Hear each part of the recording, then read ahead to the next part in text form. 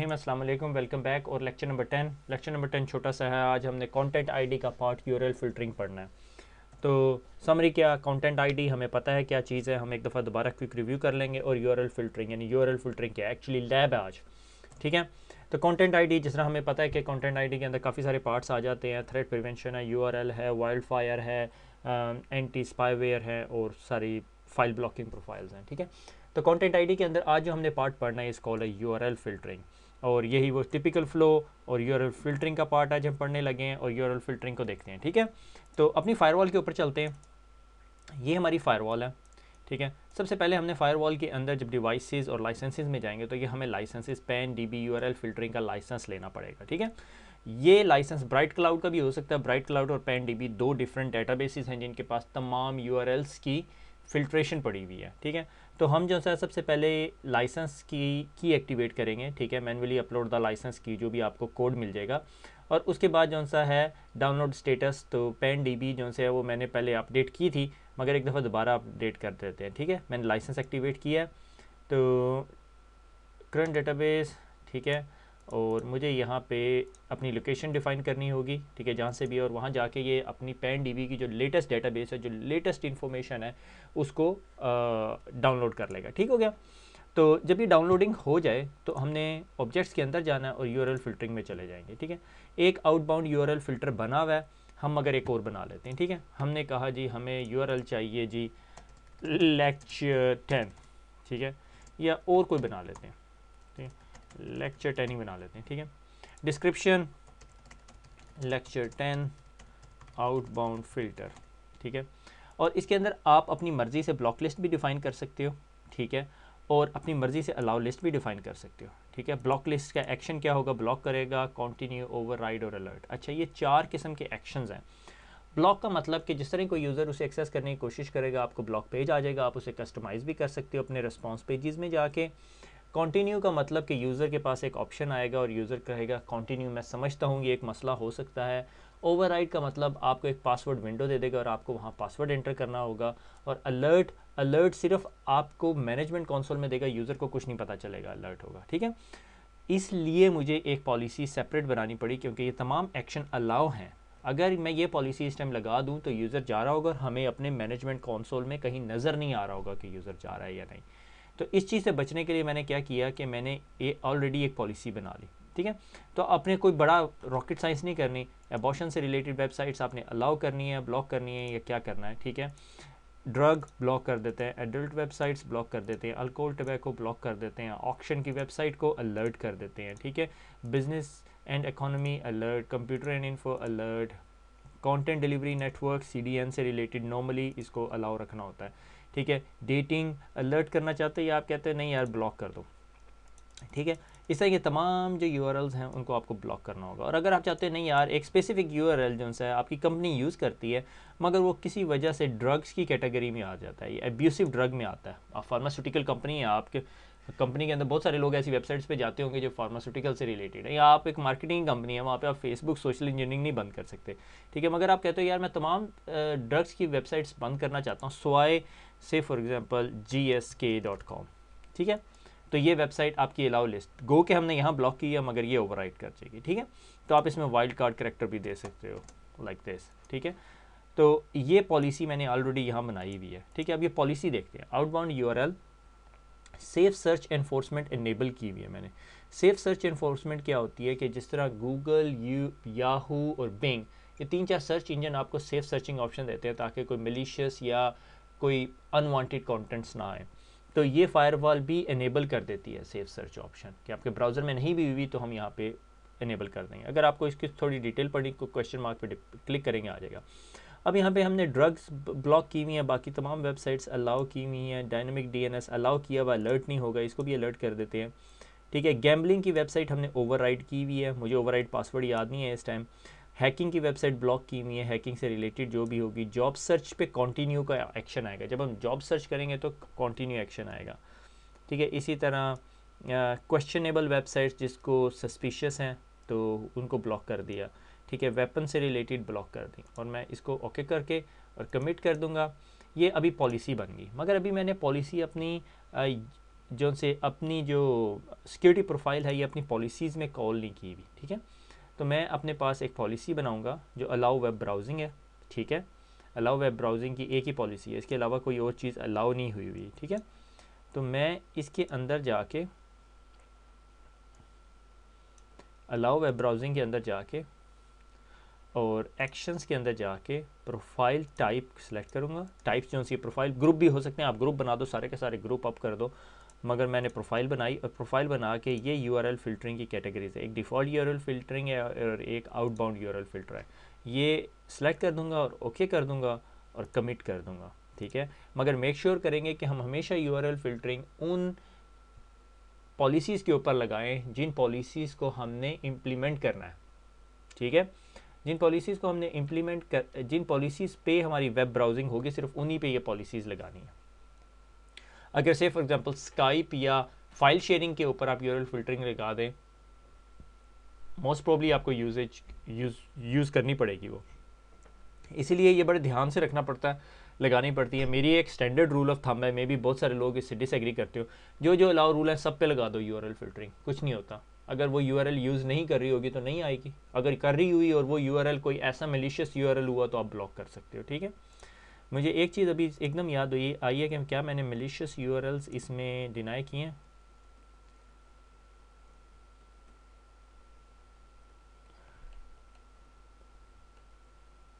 Malwares को मैंने block किया है। एनी डोमेन, कोई भी ऐसी डोमेन जो मेलवेयर से रिलेटेड हो। इसी तरह एक डोमेन टाइप आती है फिशिंग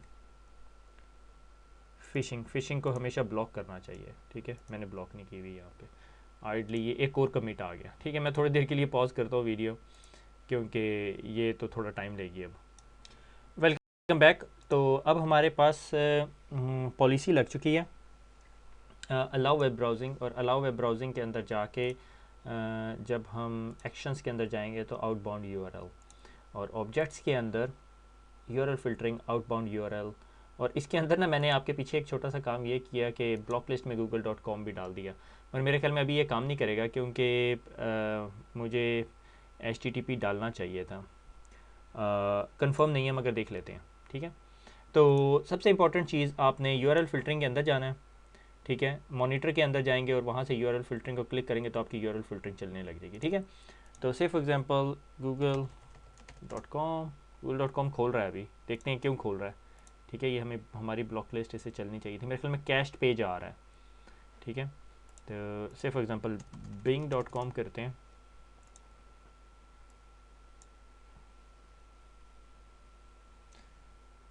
सर्च इंजन जी स्टैटिक, मेरे ख्याल में यही है। cisco.com खोल के देखते हैं। cisco.com नहीं, ये कुछ और खुल गया है, मगर बस सिर्फ मैं ये देखना चाह रहा हूँ कि हमारे वेब पेज सही काम कर रहे हैं या नहीं, ठीक है। कम्युनिटी सिस्को, ये सिस्को की कम्युनिटी होगी, मुझे लग रहा पता है, ठीक है। तो और ये बिंग का पेज भी आ रहा है, सर्च इंजन, ठीक है। थोड़ा सा आगे पीछे हो रहा है, सोशल इंजीनियरिंग वेबसाइट पे भी जा रहा है, ठीक है। तो सबसे पहले हमने, ये किधर चला गया हूँ मैं, सबसे पहले हमने जाना है जॉब सर्च। मेरे ख्याल में जॉब सर्च के ऊपर हमने कुछ किया हुआ था, जॉब सर्च, ठीक है। जॉब सर्च में टोटल जॉब्स की वेबसाइट है, इस पर चले जाते हैं। ये देखें, web page block, access to the web page you were trying to visit was been blocked according to the company policy, user, URL और कैटेगरी जॉब सर्च, ठीक है। कंटिन्यू, अब वापस चले गए, ठीक है, क्योंकि ये कंटिन्यू पेज था, ठीक है। अगर कंटिन्यू पेज ना होता तो ये हमें ब्लॉक कर देता, ठीक है। जिस तरह हैकिंग की वेबसाइट है, हैकिंग की वेबसाइट के अंदर किधर जा सकते हैं हम, एक्सप्लॉइट डीबी देखते हैं। एक्सप्लॉइट डीबी को कभी कभी ये कैटेगराइज करता है, मैं कंफर्म नहीं हूँ ये इसे ब्लॉक करेगा या नहीं, मेरे ख्याल में इसे हैकिंग वेबसाइट कंसीडर नहीं कर रहा, अभी चेक कर लेते हैं। जब हम सर्च करेंगे यहाँ पे दोबारा, तो ये जॉब सर्च पे गया, ठीक है। ये सर्च इंजन, और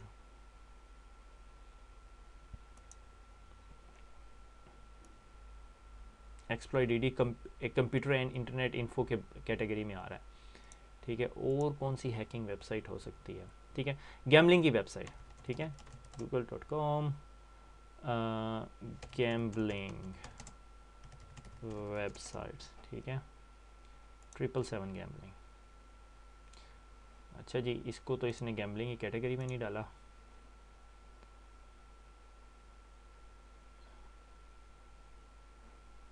ये डिसएडवांटेज है कि कुछ कंपनीज़ की वेबसाइट जो सी वो गैम्बलिंग कैटेगरी में आती नहीं है, ठीक है। ये थोड़ी सी देर ले रही है क्योंकि बहुत छोटी सी फायरवॉल है। अच्छा, ये गैम्बलिंग कैटेगरी में आ रही है मगर इसने ओवरराइड नहीं किया, या मे बी मैं ओवरराइड का टेस्ट कर रहा था तो इस वजह से ये काम मैंने पीछे ओवरराइड बाईपास किया हुआ है। इस पे चला के देखते हैं ब्राउज़र पे। अच्छा, गूगल वेरी गुड, ब्लॉक हो गया है ठीक है, वो कैश्ड गूगल नज़र आ रहा था। Gambling website setting according to the company policy. अच्छा जी, ये वो सेफ सर्च नहीं रखी हुई इस वजह से। अच्छा एक सेकेंड, bet365.com। अब आप ये सोच रहे होंगे मुझे इस बेटिंग वेबसाइट का कैसे पता है, ये भी खुल गई है। Very good, that's interesting. मेरे ख्याल में मुझे अपने सिर्फ सेशंस रीसेट करने पड़ेंगे। अगर मैं सेशन रीसेट कर दूंगा तो ये गैम्बलिंग की वेबसाइट नहीं आएंगी, क्योंकि मैं अभी पिछली थोड़ी देर पहले ओवरराइड फंक्शन टेस्ट कर रहा था, ठीक है। तो मैंने ओवरराइड फंक्शन के अंदर पासवर्ड दे दिया, इस वजह से ये जो है ना आपको ओवरराइड फंक्शंस प्रोवाइड कर रहा है। बेटिंग वेबसाइट्स, मुझे सिर्फ एक दफ़ा और वेरीफाई करने दो।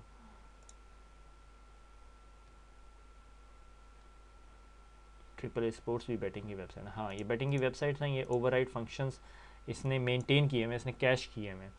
अच्छा, अब इसका एक इलाज तो ये है कि मैं अपना कंप्यूटर रीस्टार्ट करूं। दूसरा ऑप्शन जो सबसे ईजीएस्ट ऑप्शन है वो ये कि मैं किसी और कैटेगरी को भी उसमें ओवरराइड में डाल के देखता हूँ कि वो क्या करता है, ठीक है। Business and economy, computer internet information, मेरे ख्याल में इसको भी ओवरराइड में डाल देते हैं, ठीक है, ताकि ये मेरे से ओवरराइड पासवर्ड मांगे, ठीक है।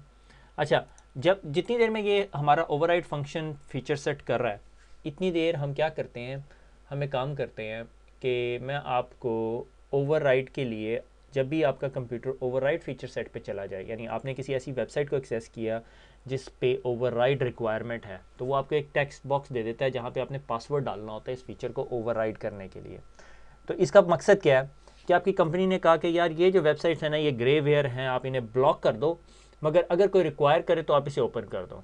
तो उसमें ये होता है कि आपका कोई यूज़र है, उसने एक वेबसाइट पे गया जिसे हमने ओवरराइड किया हुआ था, तो वो आईटी को कॉल करता है कि भैया ओवरराइड की रिक्वायरमेंट आ गई है, तो आईटी का एक बंदा वहाँ जाके पासवर्ड डाल देता है, उसके बाद वो वेबसाइट उस बंदे के पास से ब्लॉक नहीं होती।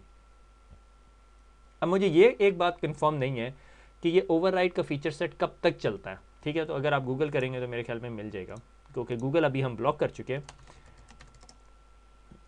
एक्सप्लॉइट डीबी, मेरे ख्याल में अभी तक वो कमिट नहीं हुई हमारी स्टेटमेंट। अच्छा, तो अगर आपने ओवरराइड पासवर्ड सेट करना है तो करना क्या होगा, आप ओवरराइड के डिवाइस के अंदर जाएंगे और कंटेंट आईडी के अंदर यूआरएल एडमिन ओवरराइड लिखा हुआ है, ठीक है। ये यहाँ पर आपने एक पासवर्ड देना है, ठीक है। मैं इस पासवर्ड को 1 2 3 4 5 6 कर देता हूँ, ठीक है, 1 2 3 4 5 6, ठीक है, और ओके कर देता हूँ। मगर मुझे फिर दोबारा यहाँ पे कमिट करना पड़ेगा। अगर आपने नया अकाउंट बनाना है तो आप नया बना सकते हो, ठीक है। और इसके अंदर फिर ये सर्वर सर्टिफिकेट, आपको एक सर्टिफिकेट भी देना पड़ता है, ठीक है। तो सर्टिफिकेट्स आपको अगर कभी देना पड़े तो आइडली आपके पास सर्टिफिकेट्स होने चाहिए, वरना यहाँ सर्टिफिकेट मैनेजमेंट में जाके एक नया सर्टिफिकेट जनरेट कर ले, ठीक है। मेक श्योर करना कि ये बिट साइज़ काफ़ी अच्छा हो, ठीक है। नॉर्मली आप third party signed certificate use करते हैं इस तरह के कामों के लिए। अब ये सारी चीज़ें कैश हो गई हैं, अब इसका मैं कोई हल नहीं निकाल सकता।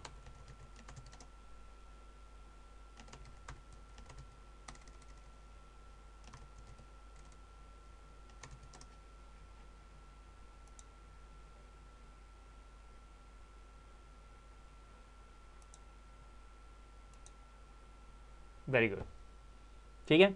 ये अब ओवरराइड पेज आ गया है, ठीक है। मगर ये देखो आपको सर्टिफिकेट क्या दे रहा है, उर्दू IT अकेडमी का सर्टिफिकेट, ठीक है। ओवरराइड आ गया, इस बंदे ने फ़ोन किया, भैया वेबसाइट ओवरराइड होगी, मैं क्या करूँ, मेरे पास ये मैसेज आ रहा है। आपका IT का बंदा जाता है और उसको जाके फिर पासवर्ड दे देता है, ठीक है। पासवर्ड जो हमने डाला था, कंटिन्यू का बटन दबाएंगे, वेबसाइट ओवरराइड से हट गई। अब आप दोबारा सिस्को की वेबसाइट पे जा सकते हैं। ट्रेनिंग हम पॉलो अल्टो की करा रहे, पेज हम सिस्को का खोल रहे हैं, ठीक है। दोबारा गूगल के पेज पे जाते हैं, तो अब ये चीज़ें आपको आपके मॉनिटरिंग टैब में नज़र आ रही होंगी, ठीक है। ये तमाम URL जिस पे ये बंदा जा रहा है, ठीक है, और एप्लीकेशन और ओवरराइड, अगर आप एक्शन ओवरराइड लिख के सर्च का बटन दबाए तो ये तमाम आपको एक्शन दिखा देगा, तमाम वेबसाइट्स दिखा देगा जो ओवरराइड हुई हुई हैं, ठीक है। इसके अलावा फर्दर आपको डिटेल की मेरे ख्याल में ज़रूरत नहीं पड़ेगी, ठीक है। अलाउ वेब ब्राउजिंग, ठीक है, रूल जिससे हिट हुआ वेब ब्राउजिंग, सेवरिटी इन्फॉर्मेशन और यूआरएल, ठीक हो गया। ये हमारी यूआरएल फ़िल्टरिंग कंप्लीट होगी, ठीक है, ये हमारी यूआरएल फ़िल्टरिंग है। कल को आप दोबारा कंटेंट्स में जाके, कल को आपको पता चला यार ये जो cisco.com वेबसाइट है यार ये इतनी अच्छी नहीं है, मैं इसको ब्लॉक करना चाहता हूँ, एंटर किया cisco.com, एंटर, ओके, कमिट, और cisco.com is a block website now. तो अब आप cisco.com पे नहीं जा सकते, ठीक हो गया। तो ये सारा आपका जो सा यूआरएल फ़िल्टरिंग की कैटेगरी में आ गया। अगले लेक्चर में हम देखेंगे हमने क्या देखना है, मगर ये लेक्चर यहाँ पे एंड हो गया। तो अगर इसको क्विकली समराइज़ किया जाए तो हमने आज कंटेंट आईडी की एक टाइप यूआरएल फ़िल्टरिंग देखी। यूआरएल फ़िल्टरिंग में आपके पास एक प्रोफाइल होती है और उसको अपने पॉलिसी के साथ अटैच करना होता है। जब आप उस पॉलिसी के साथ अटैच कर देते हैं तो उस प्रोफाइल में आपने जौन सी कैटेगरीज ऑफ वेबसाइट को ब्लॉक किया होगा वो ब्लॉक हो जाएंगी, जिन जिनको अलाउ किया होगा वो अलाउ हो जाएंगी। और उसके बाद आपके पास एक ओवरराइड का फंक्शन बता दिया। That was a bonus part in the lecture कि अगर आप किसी वेबसाइट को ओवरराइड करेंगे, मैंने आज तक फ्रेंकली स्पीकिंग किसी को देखा नहीं ये फीचर यूज़ करते हुए, मगर आप कर सकते हो, ठीक है। और या आप ब्लॉक कर सकते हो या अलाउ करते हो। अगर ब्लॉक और अलाउ नहीं है और उसके बावजूद आप उसको लॉग करना चाहते हो ताकि आपको नज़र आए कि उसी ने मेलिशियस वेबसाइट या किसी कैटेगरी की वेबसाइट पर गया हुआ, कल का फीचर रेफरेंस के लिए फोरेंसिक पॉइंट ऑफ व्यू से भी आप देख सकते हो, तो आपको उसको अलर्ट करना पड़ेगा। अगर अलर्ट नहीं किया होगा तो आपको वो मॉनिटरिंग टैब में नज़र नहीं आएगा। दैट्स अ की कंपोनेंट, ठीक है। और सबसे इंपॉर्टेंट चीज़, आपको इसके लिए लाइसेंस बाय करना पड़ता है। ये एनुअल लाइसेंस होता है, उसके बगैर ये चलता नहीं है। ये पालो अल्टो के साथ डिफ़ॉल्ट फीचर नहीं आता, आपको इसका लाइसेंस बाय करना पड़ता है, जिसे यूआरएल फ़िल्टरिंग लाइसेंस कहते हैं, ठीक है। खुश रहें, दुआओं में याद रखिएगा, फिर मुलाकात होगी। अल्लाह हाफिज़।